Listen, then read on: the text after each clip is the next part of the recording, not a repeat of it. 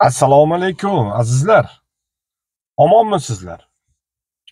Bosh omon bo'lsa do'ppi topiladi deydi. Inson omon bo'lsa, demoqchiman endi o'lmasa. Ko'raverar ekanda. Bitta masala bor, azizlar, odamni shundoq o'yga toldirib qo'yadi ba'zi paytda. Endi bu hodisa ko'proq gap ochig'i shahar joylarida ko'zga tashlanadi, qishloq joylarda kamroq. Kamdan kam. Tag'in bilmadim. Balki u joylarga ham yetib borgandir. Kam miqdorda bo'lsa ham. Men demoqchi bo'lganim odam insonni kiyinish haqida. O'zi kiyinish odamga nima uchun kerak? Shu bitta savol. Kiyinish odamning shu tana qismini ana qilish uchun, yoptirish uchun, to'g'rimi? Ayniqsa shu avratlar ko'rinmasligi uchun. Misolda shuning uchun kiyim kiyamiz. Keyin shu quyosh nuridan saqlanish uchun. Misol. Endi shu bitta ko'ndalik savol mana. Bu ko'proq ayollarga, qizlarga tegishli, hammasiga emas, ba'zi bir xillariga. Shunaqalarga gap egasini topadi deydi. Nimaga shu tarang qilib kiyim kiyishadi? Yo, shularga pryamoy savol mana. Nima shunaqa kiyasizlar? Kiyishdan maqsad nima? Misol uchun tarang, mana masjidlar ham tarang turadi. Albatta shunaqa kiyish kerak. Yo'q bo'lmasa ani nimalari kalta обязательно mana masjiddan keladi. Tizzadan ham tepadan, bir qarish tepadan. Shunaqalari ham ko'p-da hozir. O'zi bilasizlar, misol uchun mana shu odamni boldiridan tepasi уже avrat hisoblanadi. Misol uchun nimaga shunaqa? Mana shuni bilan maqsad nima? Shunaqa kiyinishdan aynan maqsad nima? Siraz bitta javob keladi. Shu qomatini, o'sha erkaklarni nimasini qo'zg'aydigan, shu kuchini qo'zg'aydigan bir qismlarini shu ko'rsatish kerak odamlarga. Nomahramlar. Shunaqa javob keladi. Endi to'g'ri, misol uchun mana tarang kiyim kiyadigan o'zi ba'zi bir xil nimalar bor. Misol uchun mana sportchilar kiyadi, nimalar, вообще deyarli kiyim kiymaydi, bodybuilding bilan shug'ullanadiganlar bor-ku. Kachoklar. Trenotka qiladi, hamma muskullarni ko'rsatadi, hamma tana qismlari. Bu endi sport turi, o'sha o'zi sportda o'sha nimasi shu, asosiy nimasi shu qomatning chiroyli joylarini ko'rsatish. Yoki erkin kurashdagilar tarang kiyim nimalar kiyib olishadi, formalar. Endi o'sha kurashishga qulay bo'lishi uchun. Bular nima uchun degan ana savol. Endi bitta narsa bor, bilasizlar, misol uchun qovunni ko'rib rang oladi deydi-ku. Bu haqiqatan to'g'ri, insonga nisbatan mana shu kim nima qilsa o'sha narsani qilgisi keladi-da ko'pincha. Oddiy bitta misol, bir joyda 5-6 ta mashina yig'ilib turgan bo'lsa, bitta odam tushib o'zini mashinasi oynalarini artib yo'q qarasa, qolganlar ham sirazi mana shu g'imillab qoladi. Qartib, ular ham qo'shilib ketadi shu o'zi bilmagan holda. Bu tabiiy narsa-da. Endi shundan xulosa qilsa bo'ladiki, o'sha nimalar yosh o'sib kelayotgan yosh qizaloqlar bularni ko'rib, demak shunaqa ekanda. Kiyinish madaniyati shunaqa bo'lar ekan. Demak shunaqa ekanda. Yoshligidan o'zi boshlaydi, keyin katta bo'lganda uyalmaydi ham unaqa kiyinishdan, davom etadi.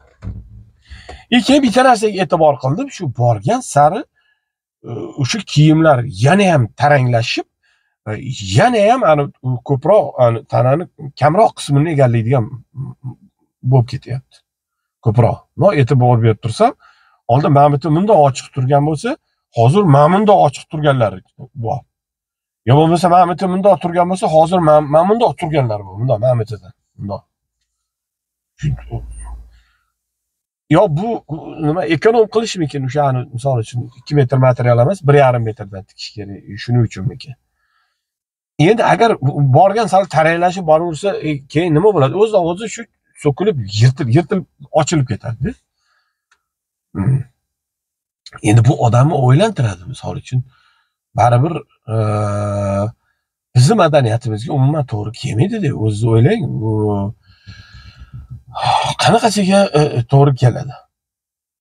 Endi bunga mana bitta kichkina misol, mana mashinaga misol uchun odam chiqsa, siz orqaga o'tir yo oldinga o'tir demaysiz, ko'pincha shunaqa bo'ladi-da. O'sha xohlagan joy, xolasa oldiga, yoningizga o'tiradi, xolasa orqaga o'tiradi.